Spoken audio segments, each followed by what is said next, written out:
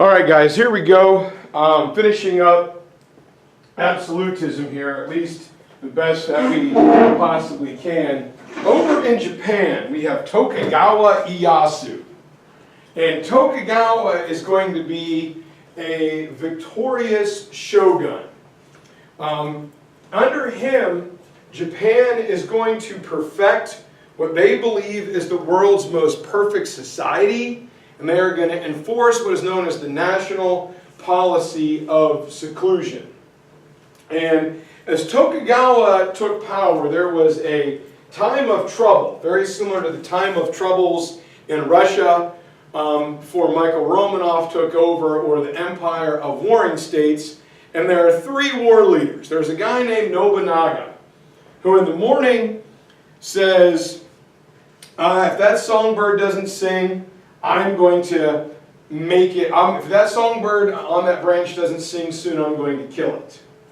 Another guy named Hideyoshi says, if that songbird doesn't sing soon, I'm going to make it sing.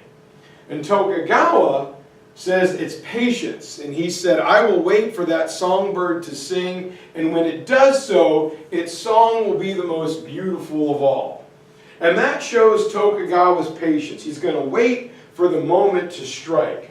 And he will become the champion, the victor in this Japanese Civil War, and become the shogun.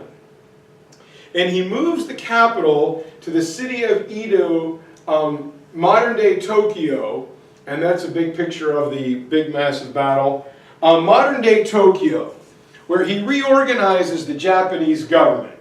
And what he does is he redraws the domains, or the fiefs, that were controlled by the different daimyo. And he is going to take land from his 229 defeated enemies. He's going to move those from the south to the north, and the north to the south. He's going to remove them from their traditional place of power. And he's going to make 3 concentric rings of defense. Right in the middle, Tokugawa is going to choose the largest domain, the one he is personally going to control.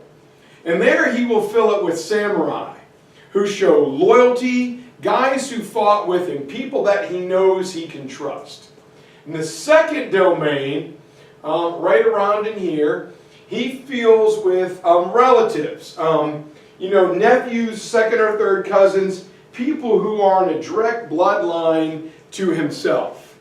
And last but not least, he's going to put the daimyo who fought against him on the outer edges. So if they want to attack Tokugawa or attack the emperor, they've got to fight their way through his hardcore supporters. And if an outside invader attacks, well, they're going to be the first ones to get it.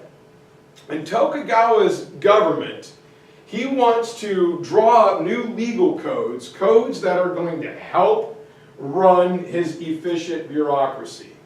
And he looks for men of ability. He doesn't care who you are. He wants to see guys who have a proven record of leadership experience, not only governing their men, but managing their domains.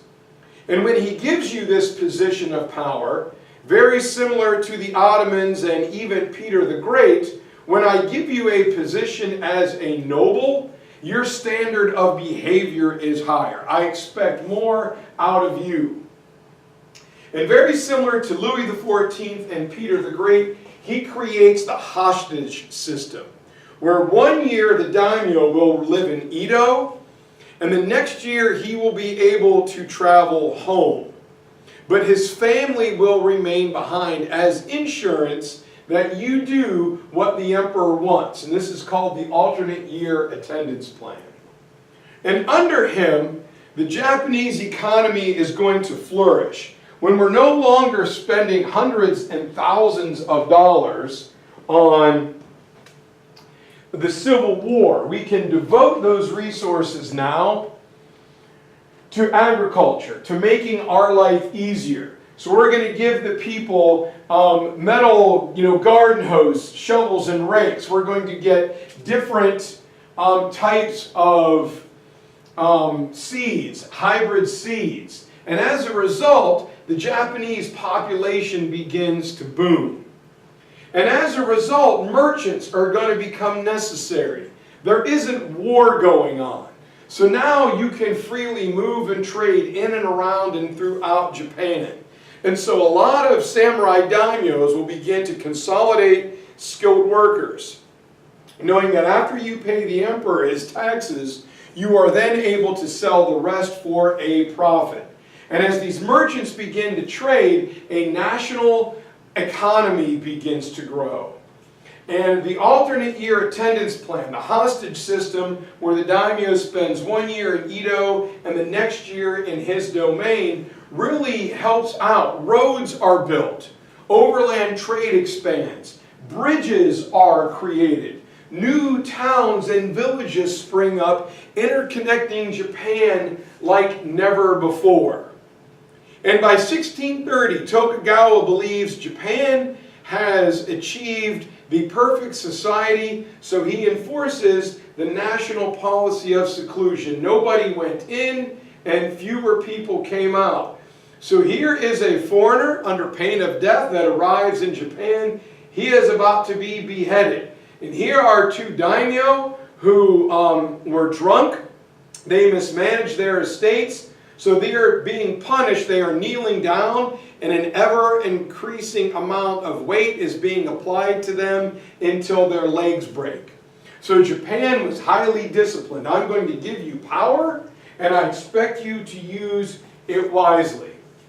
Tokugawa, very similar to everybody else, has a very small hands-on bureaucracy, but he knows he cannot control everything. So he manages Japan's large national problems and leaves small things, like I say with, Xavier. Xavier, if the stoplight at the corner of High School and Homestead Road is out, you need to take care of that locally while the emperor takes care of the nation as a whole. By 1700, Japan had reached the limits of its expansion, and they are able to stay within their own disciplined structure that they had created for themselves. The economy is stable, taxes are stable, the population is stable, things can't get any better. And that's how they stay up until the 1850s, when United States Admiral Commodore Perry rolls into town and demonstrates what had happened in the Industrial Revolution.